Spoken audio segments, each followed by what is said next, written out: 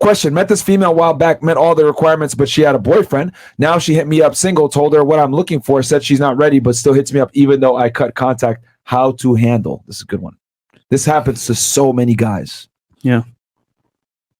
Well, to go first, or sorry, go ahead. You take it first. Like I said earlier, when a woman reaches out, it's because she's thinking about you in that moment. She's missing you in that moment, and she wants to connect with you. Sometimes, though, when women reach out, especially if they reach out repeatedly after they seem to have rejected you, they're testing whether you're still there. A lot of women just want the comfort of knowing that they can get attention on demand, and that there's a man waiting in the wings. Yeah. So I think that if you've made it clear what your intentions are vis-a-vis a specific woman, and for whatever reason she says, I don't really want that relationship with you, or I'm not ready for that kind of thing, say, hey, no problem, hit me up when you are. You know, some weeks, some months, some years might go by, you get that call, and you can assume in that moment that she's ready to move things forward. But it could just be a test. Yeah. If you would then ask her out and say, okay, great. It's nice to hear from you. Why don't we get a drink and catch up? And she says, oh yeah, I'm not really. You say, hey, no problem. And then you never bring it up again. Yeah. She might reach out, but I wouldn't respond every time. Yeah.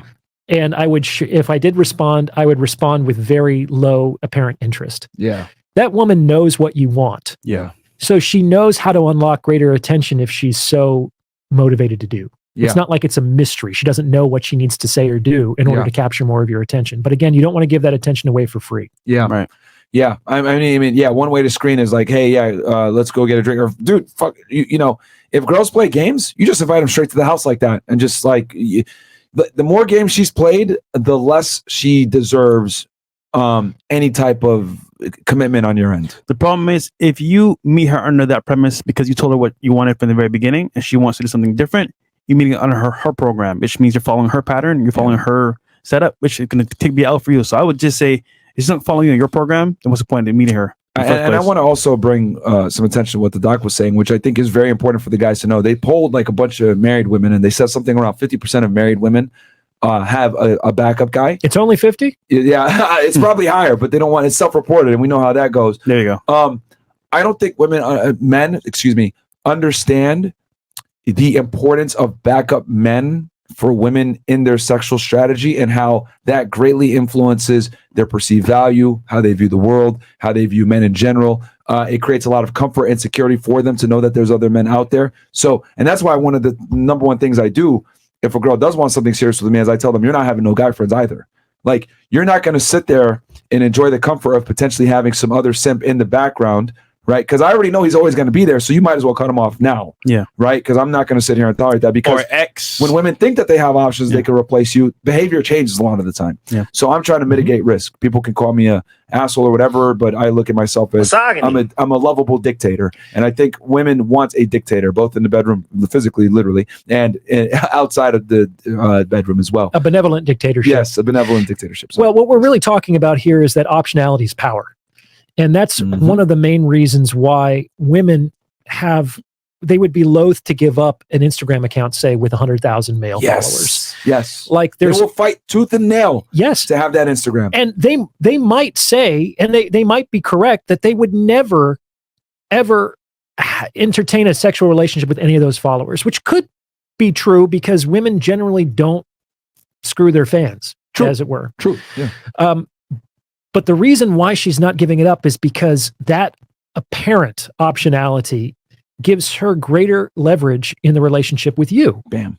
There's plausible deniability there. I don't think many women would admit that. Yep. But that's why that occurs. Yeah.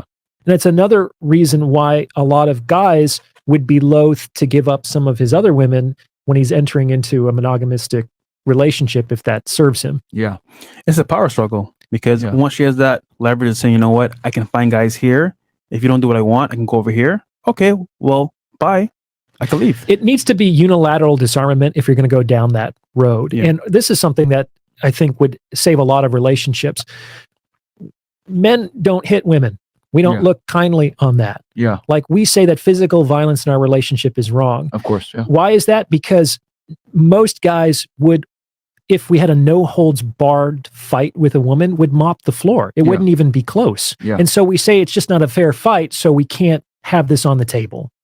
By the same token, in a no holds barred verbal argument, most women will mop the floor with most men. Yeah. They are more emotionally aggressive. They know more emotional judo and kung fu than men do. What we've done is we've disarmed the physical aggression from men, but we haven't yet fully asked women to divest themselves of their emotional aggression or their potential for emotional aggression. Wow. And that creates a power imbalance. By the same token, if we're in a monogamous relationship and I've given up all my women, but you've and all of my access and opportunity to other women, and you still maintain great optionality with your online presence, that's an asymmetrical disarmament. It doesn't work. Yeah.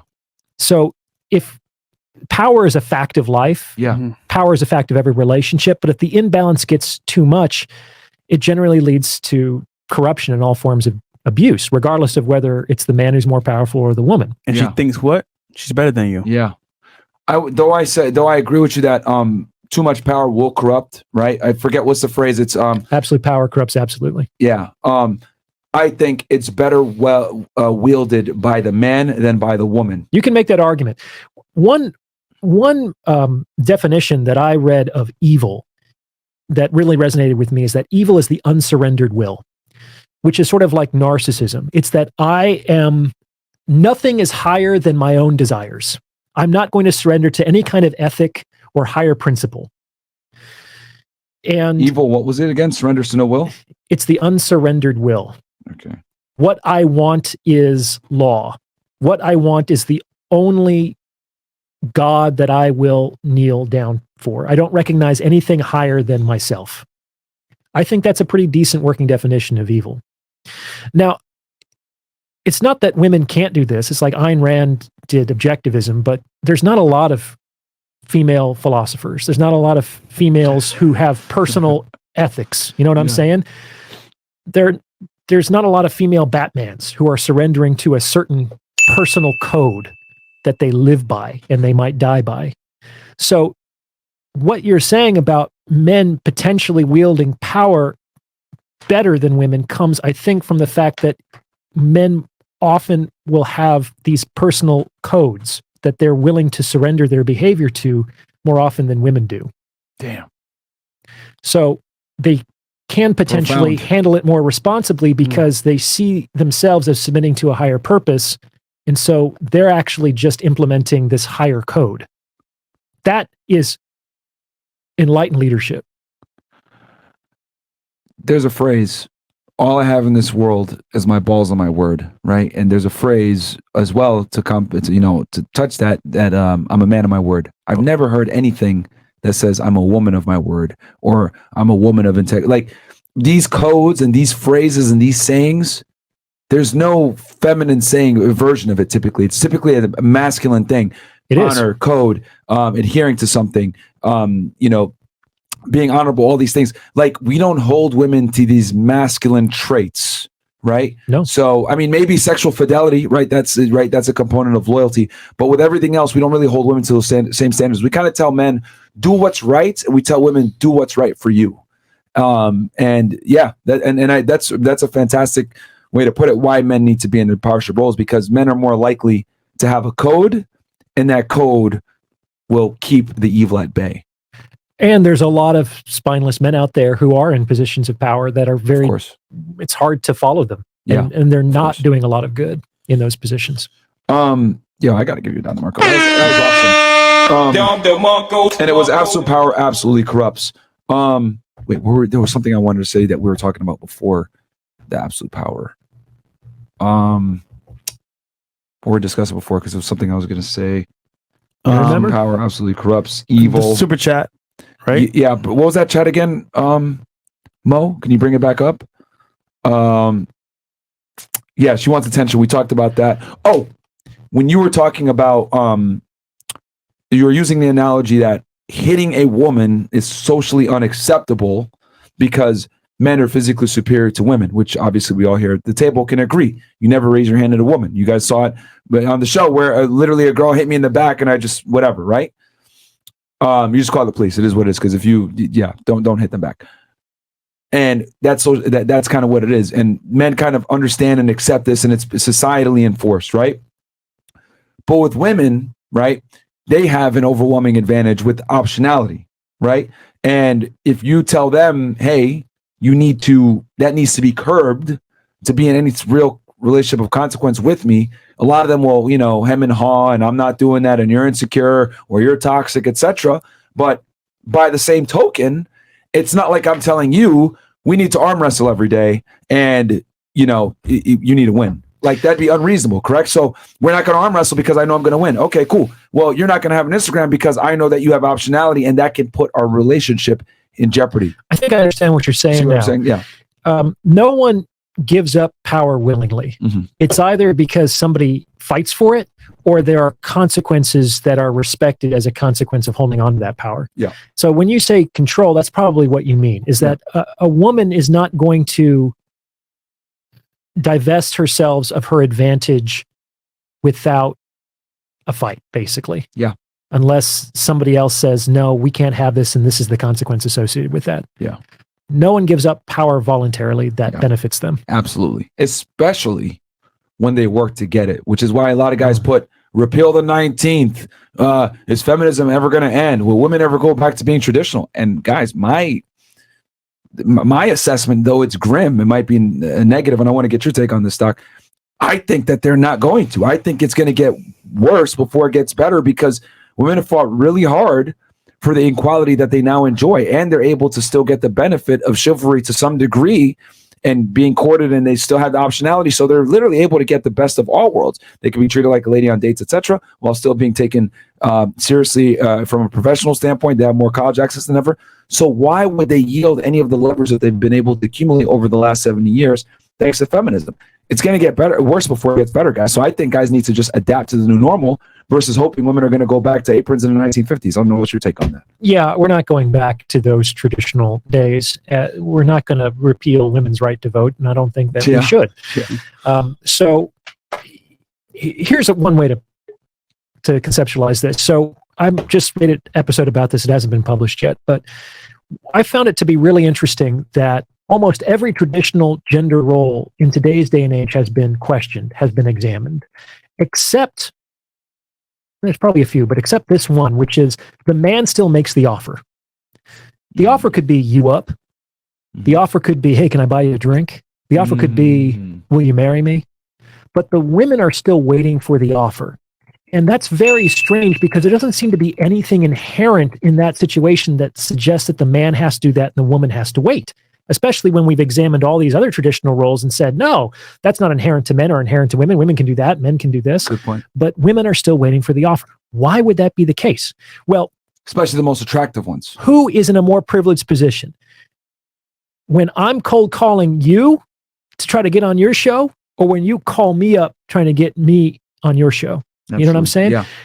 Which is better, trying to send a resume to a company that didn't ask for it, or waiting to get a call for a potential job offer? Absolutely. It automatically puts you in a more advantageous bargaining posture relative to that opportunity. Yeah. Women understand that. Maybe they don't understand that explicitly or consciously, but they understand that the person, they're already in a more privileged position if the man is approaching her than the other way around. Yeah. And I think that's why that has never really been examined or questioned.